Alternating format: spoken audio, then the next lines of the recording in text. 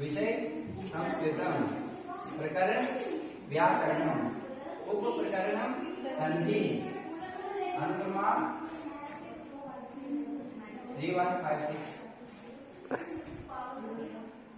संधि, संधि क्या होती है? पूर्व पद के अंतिम वर्ण के साथ उत्तर पद के पूर्व वर्ण के मिलने से जो परिवर्तन होता है उसे जो संधि कहते हैं। यानी जैसे विद्या जमा आल्य, विद्यालय। जैसे जो विद्या का आ है और जो आ का आ है, आ जमा आ बराबर आ, मतलब इसको क्या आदेश हो गया? आदेश हो गया।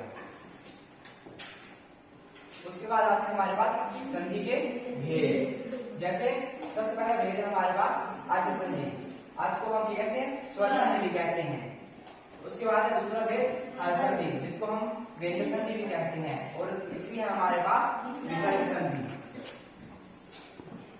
आज संधि यानी वो होती है स्वर वर्ण के साथ स्वर वर्ण के मिलने को स्वर संधि कहते हैं। यानी मतलब दोनों ही जो वर्ण होंगे क्या होंगे? वो स्वर ही होंगे।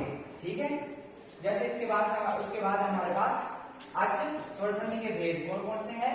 सबसे पहले है दीर्घ संधि, दूसरी है हमारे पास यण संधि, तीसरी है गुण संधि, चौथी है वृद्धि संधि और पांचवी है अयान संधि।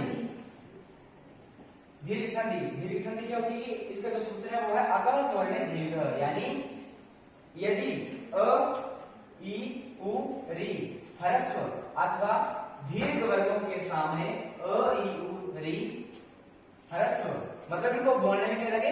कम समय लगे। ठीक है। अथवा दीर्घ समान स्वर वर्ण होते हैं तो इन दोनों के मिलने से क्या हो जाएगा? दीर्घ हो जाएगा। जैसे यथा मुर जमा आरी। जब हम र के आगे जो अंतिम वर्ण है उसमें क्या मतलब अ की ध्वनि आ रही है? किसकी ध्वनि आ रही है? अ की ध्वनि आ रही है। जमा अ और अ जमा अ बराबर है आ। क्या आदेश हो गया? इसको दीर्घ आदेश हो गया। ठीक है।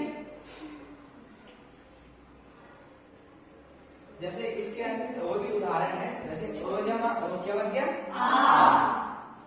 मुर जमा आरी क्या बन गया? आरी। अ जमा आ क्या बना? आ। जैसे पाठ जमा